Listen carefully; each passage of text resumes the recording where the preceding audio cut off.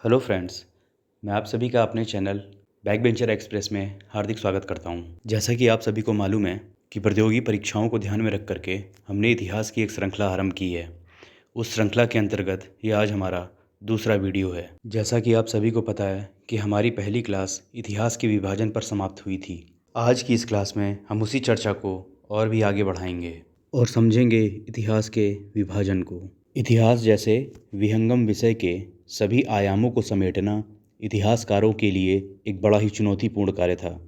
इस जटिल समस्या से निपटने के लिए इतिहासकारों द्वारा एक उपाय सुझाया गया। यह उपाय था इतिहास का विभाजन, क्योंकि इसी उपाय से कोई भी विद्यार्थी यह समझ पाता है कि इतिहास जैसे विषय को सिलेबस के अनुसार और परीक्षा के दृष्टिकोण से कैसे सटीक रूप से समेटना है और पढ़ना है। तो आइए समझते हैं इतिहास के इस टूल को, उपकरण को, जिसे कहते हैं इतिहास का विभाजन। इतिहास का विभाजन हम 3 आधारों पर कर सकते हैं। पहला, स्रोतों के आधार पर, दूसरा लिपि के आधार पर और तीसरा मानव द्वारा उपयोग में लाए गए औजारों के आधार पर। तो आइए अब एक एक करके इन तीनों पर विस्तृत रूप से चर्चा करके एक समझ को विकसित करने का प्रयास करते हैं। अगर हम स्रोतों के आधार पर इतिहास का विभाजन करें तो इसे हम 2 भागों में बांट सकते हैं। पहला, साहित्यिक स्रोत और दूसरा पुरातात्विक स्रोत। अब साहित्यिक स्रोत के अंतर्गत किए गए समस्त विभाजन को हम एक ही बार में देख लेंगे। इसके बाद देखेंगे पुरातात्विक स्रोत के विभाजन को, कि पुरातात्विक स्रोतों को किस तरीके से विभाजित किया गया है। तो आइए पहले समझते हैं साहित्यिक स्रोत के अंतर्गत किए गए समस्त विभाजनों को। साहित्यिक स्रोत को हम 2 भागों में बांट सकते हैं। पहला, धार्मिक साहित्य और दूसरा धर्मनिरपेक्ष साहित्य। धार्मिक साहित्य वे साहित्य होते हैं जो किसी धर्म ग्रंथ से संबंधित रहे हों। वहीं धर्मनिरपेक्ष साहित्य वे साहित्य होते हैं जिनका किसी भी तरीके से किसी भी धर्म ग्रंथ से कोई संबंध नहीं होता। यह धार्मिक ग्रंथों से पूर्णतः स्वतंत्र होते हैं। अब अगर धार्मिक साहित्य की बात करें तो इसका विभाजन 2 भागों में किया गया है। पहला, ब्राह्मण, दूसरा ब्राह्मणेतर। ब्राह्मण ग्रंथों में वेद, ब्राह्मण, आरण्यक, उपनिषद, पुराण, वेदांग, उपवेद, रामायण, महाभारत और अन्य भी समस्त हिंदू ग्रंथ इसके अंतर्गत समाहित होते हैं। वहीं ब्राह्मणेतर ग्रंथ में पुनः 2 बार बौद्ध और जैन में विभाजन किया जाता है। बौद्ध ग्रंथ के अंतर्गत त्रिपिटक, दीपवंश, महावंश, मिलिंद-पन्हो, अगुंतर निकाय और अन्य हैं। वहीं जैन में महावीर चरित्र, भद्रबाहु चरित्र, कल्पसूत्र, परिशिष्ट पर्वन, भगवती सूत्र एवं अन्य हैं। बौद्ध धर्म के अगुंतर निकाय और जैन धर्म के भगवती सूत्र के अंतर्गत हमें 16 महाजनपदों की जानकारी प्राप्त होती है। अब बात करते हैं धर्मनिरपेक्ष साहित्यों की। इसके अंतर्गत हम पुनः 2 विभाजन देखते हैं। पहला, भारतीय विद्वानों की रचनाएं और दूसरा विदेशी विद्वानों की रचनाएं। भारतीय विद्वानों की रचनाओं के अंतर्गत कौटिल्य का अर्थशास्त्र, विशाख दत्त का मुद्रा राक्षस, कल्हण की राजतरंगिणी, वाणभट्ट का हर्षचरित्र, कालिदास का अभियान शकुंतलम, कात्यायन की वर्तिकी, पाणिनि की अष्टाध्यायी, पतंजलि का महाभाष्य एवं अन्य बहुत सारे ग्रंथ समाहित हैं। वहीं अगर विदेशी विद्वानों की रचनाओं की बात करूं तो इसको 3 भागों में विभक्त किया गया है। पहला, यूनानी, दूसरा चीनी, तीसरा अरबी। अगर यूनानी विद्वानों की बात करूं तो इसके अंतर्गत टेशियस, हेरोडोटस, एरिस्टोबुलस, नियार्कस, एनेस्टिक्रिटेस, मेगास्थनीज, टॉलमी और प्लिनी एवं अन्य शामिल हैं। वहीं चीनी विद्वानों में फाहियान, सुंगयुंग, वेनसांग एवं इत्सिंग जैसे विद्वान शामिल हैं। अरबी विद्वानों में अलबरूनी, सुलेमान और अलमसूदी महत्वपूर्ण हैं। इस तरीके से साहित्यिक स्रोत के अंतर्गत किए गए समस्त विभाजन को अब हमने समझ लिया है। अब बात करते हैं पुरातात्विक स्रोतों के आधार पर जो विभाजन किया गया है। पुरातात्विक स्रोतों के अंतर्गत अभिलेख, सिक्के, मूर्तियाँ, मृदभांड, मंदिर, स्मारक, भवन आदि जैसे स्रोतों को शामिल किया गया है। अभिलेख के अंतर्गत स्तंभाभिलेख, गुहाभिलेख, मुद्राभिलेख और शिलालेख जैसे स्रोतों को शामिल किया जाता है। इस तरह से स्रोतों के आधार पर हमारा संपूर्ण इतिहास का विभाजन समाप्त होता है। अब मैं आगे बढ़ूं इससे पहले रुक करके मैं आपसे कुछ बातें कर लेना चाहता हूं। जो लोग अभी तक मेरे साथ इस वीडियो में यहाँ तक बने हुए हैं उन्हें ये लग रहा होगा कि स्रोतों के आधार पर ये जो विभाजन किया गया है इसके बारे में मैंने कुछ भी बहुत डिटेलिंग नहीं दी, मैंने कुछ भी आपको बहुत समझाने का प्रयास नहीं किया, सिर्फ जो स्लाइड पर लिखा हुआ था उसको मैंने एज़ इट इज़ पढ़ दिया।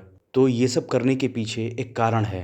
देखिए, जो लोग कभी न कभी इतिहास जैसे विषय से परिचित रहे हैं या जिनको तैयारी करते हुए कुछ समय बीत गया है, वो लोग इन सब सारी बातों को समझ पा रहे होंगे कि इनके अंदर भी बहुत सारी डिटेलिंग की जा सकती थी, बहुत कुछ इसके अंदर एक्सप्लेन करना बाकी रह गया था। लेकिन मैं वैसे स्टूडेंट्स को भी अपने साथ लेकर के चलना चाहता हूँ इस चैनल पर, जो अभी इस फील्ड में नए हैं, जो इतिहास से अभी बहुत ज़्यादा परिचित नहीं हैं।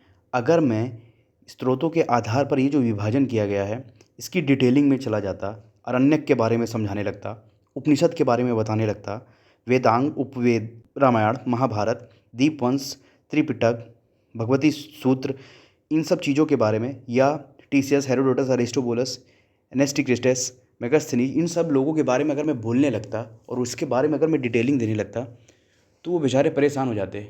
ऐसे शब्दों से वो कभी परिचित ही नहीं रहे और अचानक से ये सारी चीज़ें उनके सामने आ जाती और मैं इसके बारे में और डिटेल देने लगता तो वो बेचारे परेशान हो जाते, उनका दिमाग ख़राब हो जाता, उनके दिमाग का दही बन जाता।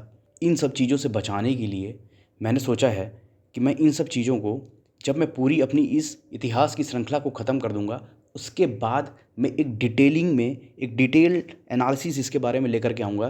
पूरी चर्चा होगी बहुत विस्तृत रूप में, एक फुल डेडिकेटेड वीडियो केवल इसी के बारे में होगा। तो मैं चाहता हूँ कि अब जब हम इतिहास को, प्राचीन इतिहास को जब हम पूरी तरीके से समेट लें, उसके बाद इन सब चीज़ों को बहुत ध्यान से समझेंगे तो हमारे लिए आसान होगा। अभी इसके बारे में बहुत ज़्यादा चर्चा करके मैं न्यू कमर्स को बिल्कुल भी परेशान नहीं करना चाहता। वैसे भी समस्त इतिहास को समेटने के क्रम में हम ये सब सारी चीज़ें एक बार फिर से बहुत डिटेल में पढ़ने वाले हैं। तो 2 बार इसी चीज़ को समझना, उसमें अपना समय देना, अपनी ऊर्जा लगाना, ये कहीं से भी न्यायोचित नहीं है, इसलिए बहुत अधिक परेशान होने की आवश्यकता नहीं है।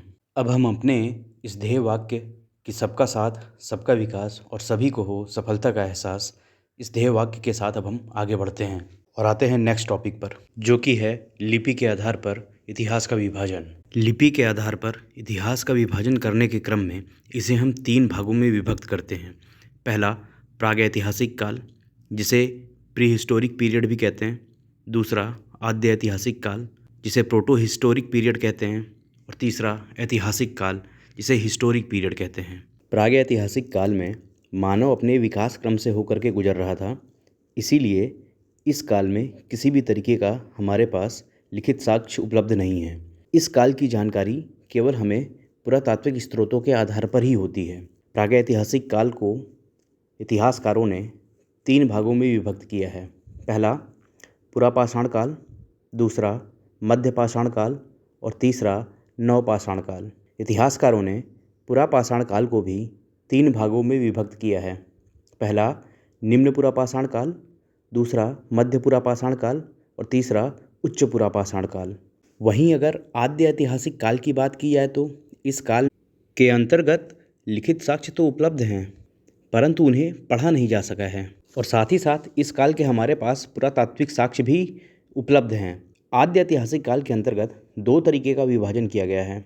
इसके अंतर्गत सिंधु घाटी सभ्यता को और वैदिक संस्कृति, इन दोनों को ही समाहित किया जाता है। आपको यह देखने में थोड़ा अजीब लग सकता है कि वैदिक संस्कृति को भी आद्य ऐतिहासिक काल के अंतर्गत ही रखा जाता है। इसमें विभिन्न इतिहासकारों के बीच में इस बात को लेकर के मतभेद है कि वैदिक संस्कृति को आद्य ऐतिहासिक काल में रखा जाए या ऐतिहासिक काल के अंतर्गत रखा जाए। लेकिन अभी जो मान्य सिद्धांत है उसके अनुसार वैदिक संस्कृति को आद्य ऐतिहासिक काल में ही रख करके पढ़ते हैं। परंतु कहीं कहीं आपने किसी किताब में, कई जगहों पर आपने देखा होगा कि वैदिक संस्कृति को जो अध्यापकगण हैं वो ऐतिहासिक काल के अंदर भी रख करके पढ़ाते हैं। ऐसा इसीलिए है क्योंकि अभी भी इसके बीच में मतभेद है, कुछ बहुत स्पष्ट परिणाम पर अभी इतिहासकार लोग पहुंच नहीं पाए हैं।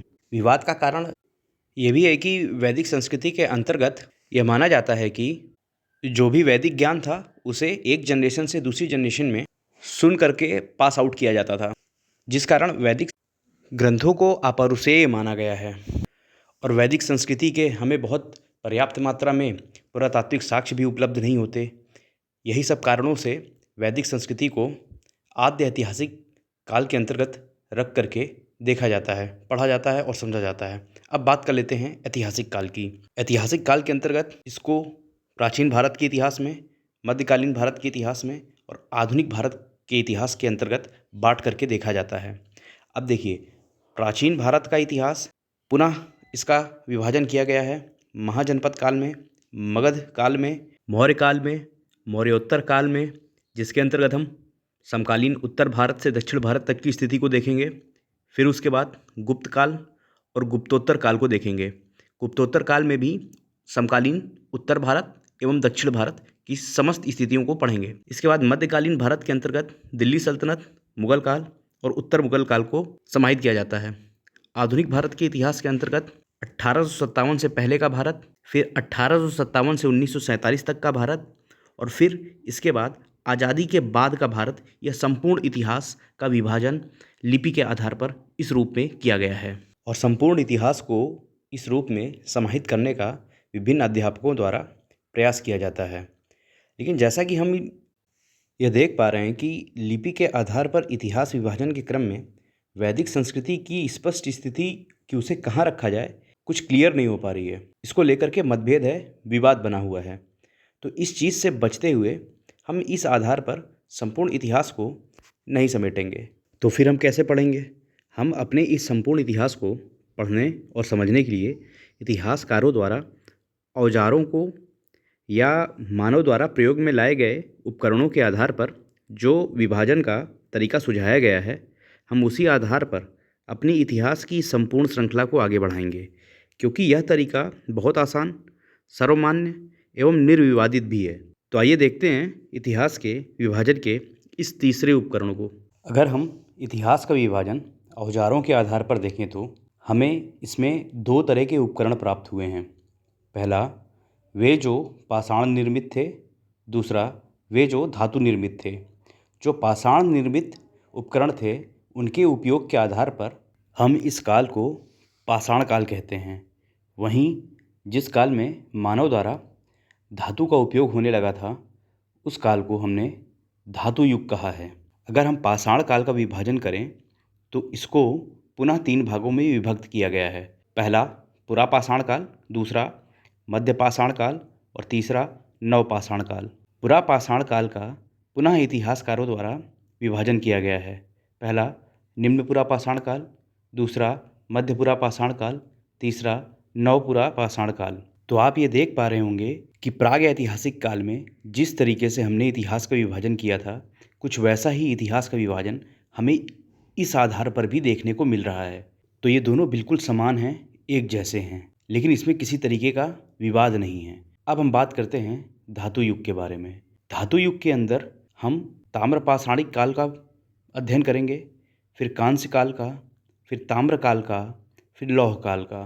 ताम्रपाषाणिक संस्कृति के अंतर्गत हम आहार संस्कृति, कायथा संस्कृति, मालवा संस्कृति, जोरवे संस्कृति और अन्य जो स्थानिक संस्कृति इस काल में विकसित हुई, उन सब का अध्ययन करेंगे। ताम्रपाषाणिक काल एक संक्रमण काल है, जो कि नवपाषाण काल और धातु युग के बीच का काल है। इसीलिए यहाँ पर ब्रैकेट में आपको संक्रमण काल लिखा हुआ दिखाई दे रहा है। कांस्य काल में हम हड़प्पा संस्कृति के बारे में अध्ययन करेंगे और वहीं ताम्र काल में ऋग्वैदिक काल का अध्ययन करेंगे, क्योंकि इस ऋग्वैदिक काल के अंतर्गत हमें किसी भी तरीके के लोहे के उपकरण के प्राप्त होने का कोई भी साक्ष्य उपलब्ध नहीं है। इसीलिए ऋग्वैदिक काल को ताम्र काल के अंतर्गत रखा जाता है। अब बात कर लेते हैं लौह काल के बारे में। हम लौह काल के अंतर्गत उत्तर वैदिक काल को पढ़ेंगे, फिर पढ़ेंगे 16 महाजनपद। इस 16 महाजनपद के अध्ययन के दौरान ही हम बौद्ध धर्म और जैन धर्म को भी देख लेंगे। फिर इसके बाद मौर्य एवं मौर्योत्तर काल को देखेंगे, उसके बाद गुप्त एवं गुप्तोत्तर काल को देखेंगे। फिर उसके बाद दक्षिण भारत का जितना भी समकालीन इतिहास होगा, वो सारा का सारा अध्ययन करेंगे। तो आप देख पा रहे होंगे कि इस तरीके से इतिहास के विभाजन को करके जब हम पूरे इतिहास को समेट करके पढ़ेंगे, तो इसमें कोई भी एस्पेक्ट इतिहास का छूटेगा नहीं। इसके अंतर्गत हमारा संपूर्ण इतिहास कवर हो जाएगा और ये हमें आसानी से सहज भाव में समझ में भी आ जाएगा। इसीलिए इसके पहले वाले अन्य जो 2 इतिहास के विभाजन के जो टूल हैं, जो इतिहासकारों ने सुझाए हैं, जिसमें कि पहला स्रोतों के आधार पर इतिहास का विभाजन है और दूसरा लिपि के आधार पर। इन दोनों आधारों पर हम इतिहास को नहीं पढ़ने वाले हैं। हम इतिहास को उपकरणों के आधार पर इतिहास का विभाजन जो इतिहासकारों ने सुझाया है, हम इसी आधार पर इतिहास को पढ़ेंगे और समझेंगे और पूरे इतिहास को समेटने का प्रयास करेंगे। तो आइए अब इस क्लास को आगे बढ़ाते हुए हम यह देख लेते हैं कि औजारों के आधार पर हम जो ये विभाजन पढ़ने वाले हैं, इसे इस रूप में कैसे विकसित किया गया। ये जो ढांचा आप देख पा रहे हैं, इसे किसने विकसित किया और इसके विकास का क्रम क्या है, आइए समझते हैं। ये जो विभाजन का जो आप ढांचा देख रहे हैं, ये किसी एक इतिहासकार की देन नहीं है। इसमें धीरे धीरे डेवलपमेंट हुआ, क्रमिक रूप से अलग अलग इतिहासकार आकर के इसमें अपना योगदान देते रहे और ये इतिहास के विभाजन का ये ढांचा धीरे धीरे तैयार होता रहा। तो आइए समझते हैं कि इतिहास का विभाजन औजारों के आधार पर कैसे विकसित हुआ। इतिहास का विभाजन औजारों के आधार पर सर्वप्रथम 1818 में सीजे थॉमसन ने किया था। यह डेनमार्क संग्रहालय के अध्यक्ष थे। इनके विभाजन को त्रिक विभाजन कहा जाता है, जिसे इन्होंने पाषाण काल, कांस्य काल और लौह काल में विभाजित किया था। कुछ वर्षों बाद पाषाण काल का विभाजन करने की आवश्यकता दिखाई देने लगी, क्योंकि इस समय तक हमें वैश्विक स्तर पर और भी अलग अलग तरह के पत्थर के उपकरण प्राप्त होने लगे थे और 1852 में डॉक्टर प्राइमरोज ने नवपाषाणिक उपकरणों की खोज भी कर ली थी। इसी बात को देखते हुए जॉन लुब्बाक ने 1865 में प्री हिस्टोरिक टाइम नामक एक पुस्तक लिखी और उस पुस्तक में उन्होंने पाषाण काल को 2 भागों में बांट दिया। पहला था पुरापाषाण काल और दूसरा था नवपाषाण काल। एक बात यहाँ नोट करने योग्य है, जिसे हमने अपनी स्लाइड में भी मेंशन कर रखा है, कि नवपाषाणिक उपकरणों की खोज तो डॉक्टर प्राइमरोज ने 1852 में की थी, लेकिन जब उनके द्वारा खोजे गए उपकरणों पर शोध पूरा हुआ, मतलब रिसर्च कंप्लीट हुई, तो इन उपकरणों को नवपाषाणिक उपकरण कहने का जो श्रेय है वो जॉन लुब्बाक को दिया जाता है। तो अगर क्वेश्चन बनता है कि नवपाषाणिक उपकरणों की खोज किसने की, तो उसका आंसर होगा डॉक्टर प्राइमरोज। और अगर प्रश्न ये आता है कि नवपाषाण काल इस शब्द का उपयोग सर्वप्रथम किसने किया, तो उसका आंसर होगा जॉन लुब्बाक। तो उम्मीद करता हूँ ये कन्फ्यूज़न की स्थिति खत्म हुई होगी यहाँ पर। अब आगे देखते हैं कि अगर आप थोड़ा ध्यान दें तो पुरापाषाण काल और नवपाषाण काल के बीच से मध्य पुरापाषाण काल गायब है। ऐसा क्यों है? तो दोस्तों ऐसा इसीलिए है कि तब तक पुरातात्विक जो पुरातत्व शास्त्री थे, जो पुरातत्ववेत्ता थे, उनको मध्य पाषाण काल के बारे में तब तक कोई जानकारी थी ही नहीं, हो ही नहीं पाई थी।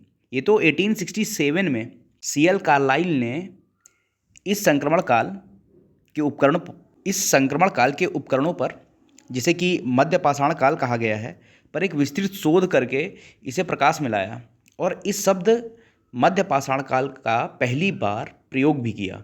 अब आप देख पा रहे होंगे कि पाषाण का जो पाषाण काल है, पाषाण काल का विभाजन जो जॉन लुब्बाक द्वारा पुरापाषाण काल और नवपाषाण काल में किया गया था, अब उसमें सीएल कार्लाइल द्वारा मध्य पाषाण काल का एक अन्य काल जोड़ दिया गया है। अब एक और भूवैज्ञानिक पुरातत्ववेत्ता एडवर्ड लॉर्टेट, जिनका नाम था, अब वो पिक्चर में आते हैं और 1870s के डिकेड्स में, दशक में, तब तक के ज्ञात समस्त मानवों के जो जीवाश्म जो प्राप्त हुए थे और जितने भी उपकरण प्राप्त हुए थे 1870s के डिकेड्स तक, उसको उन्होंने आधार बना करके पुरापाषाण काल को भी 3 भागों में बांट दिया, जिसमें से पहला था निम्न पुरापाषाण काल और दूसरा था मध्य पुरापाषाण काल और तीसरा था उच्च पुरापाषाण काल। तो आगे की आने वाली क्लासेस में हम ये देखेंगे कि भारत में इस तरह के इतिहास का विभाजन कब से अपनाया गया और हमारे पाठ्यक्रम का हिस्सा कब से बना। ये सारी चीज़ें मैं आपके साथ आगामी क्लासेस में डिस्कस करूँगा, क्योंकि ये जो विभाजन का जो आप जो ये तरीका देख पा रहे हैं, ये वैश्विक स्तर पर तो यत्र तत्र कहीं कहीं इसको पढ़ाया जाने लगा था, समझाया जाने लगा था, पुस्तकें लिखी जाने लगी थीं, लेकिन भारत में ये चीज़ें विकसित होने में बहुत समय लगा, क्योंकि तब तक हमारे यहाँ जो एक्सकेवेशन था वही चलता रहा। आप पढ़ते होंगे मोहनजोदड़ो, कभी हड़प्पा, और ये जो हमारी जो पूरी चालकोलिथिक एज का जो पूरा टाइम फेज़ है, तब तक तो हमारे यहाँ केवल एक्सकेवेशन ही हो रहा था, कोई स्पष्ट जानकारी नहीं मिल पा रही थी। बहुत कुछ अंधेरे में था भारत में इस चीज़ को लेकर के। आर्कियोलॉजिकल सर्वे ऑफ इंडिया तो बन गया था, लेकिन ढेर सारे जो यूनिवर्सिटीज़ थी उस समय की, जब हम अंग्रेज़ों के अधीन थे, खासतौर पे 1905 के बाद से 1947 के बीच की मैं बात कर रहा हूँ, ढेर सारी यूनिवर्सिटीज़ के अंदर तो आर्कियोलॉजी डिपार्टमेंट था ही नहीं। ये तो बहुत बाद में जब आज़ादी मिलती उसके बाद हम लोगों ने इन सब चीज़ों को डेवलप किया धीरे धीरे, तब जा कर के हमने और शोध किए। तब ढेर सारे जो पुरातत्ववेत्ता थे, इतिहासकार थे, वो उन सब ने मिल कर के इस तरीके से बात किया गया कि इस तरीके से हमें हमारे भी जो भारतीय इतिहास है उसके अंदर भी जो ये प्री हिस्ट्री वाला टाइम फेज़ है, जिसको प्राग ऐतिहासिक काल कहा जाता है, इसको समाहित किया जाए। इसके लिए बाकायदे दिल्ली में एक सिंपोजियम ऑर्गेनाइज़ किया जाता है। बहुत सारी चर्चाएं करनी हैं, धीरे धीरे मैं अपनी आगामी क्लासेस में ये सारी चीज़ें आपके सामने रखूँगा, एकदम एक स्पष्ट जानकारी के साथ। अभी जो हमारी इसके बाद वाली क्लास होगी उसके अंदर हम समझने वाले हैं ह्यूमन एवोल्यूशन को। क्यों? क्योंकि सारा इतिहास तो तभी विकसित हो पाएगा जब एक मानव अपने विकसित स्वरूप को प्राप्त कर लेगा। और मानव कब आएगा? जब ये अर्थ होगी। अर्थ कब आएगा? जब सौरमंडल होगा। सौरमंडल कब होगा? जब ये पूरा यूनिवर्स होगा। तो अब आप समझ पा रहे होंगे कि मैं एकदम बिल्कुल बेसिक से लेकर के चलने वाला हूँ। सबसे पहले मैं अपनी नेक्स्ट क्लास में देखूँगा कि आप लोगों को पढ़ाऊँगा कि किस तरीके से यूनिवर्स का डेवलपमेंट हुआ है, सौरमंडल क्या क्या, मतलब जितनी भी ज्योग्राफी की जितनी भी बातें हो सकती हैं जो कि हिस्ट्री से जुड़ी हुई हैं, वो सारी की सारी मैं अपनी नेक्स्ट क्लासेस में आपसे डिस्कस करने वाला हूँ। उसके लिए चाहे 1, 2, 3 क्लास चाहे जितनी भी लग जाए, वो सारी क्लासेस यहाँ पर मेरे द्वारा कराई जाएंगी। तो इतिहास को समझने के क्रम में भूगोल का वह सेगमेंट जो इतिहास आकर जुड़ता है उसको समझना हमारे लिए बहुत ज़रूरी है। तो अब नेक्स्ट क्लास में मैं आपसे इन्हीं सब मुद्दों पर क्लास लेकर के प्रस्तुत होऊंगा। तब तक के लिए आप मुझे इजाज़त दीजिए। जय हिंद, जय भारत।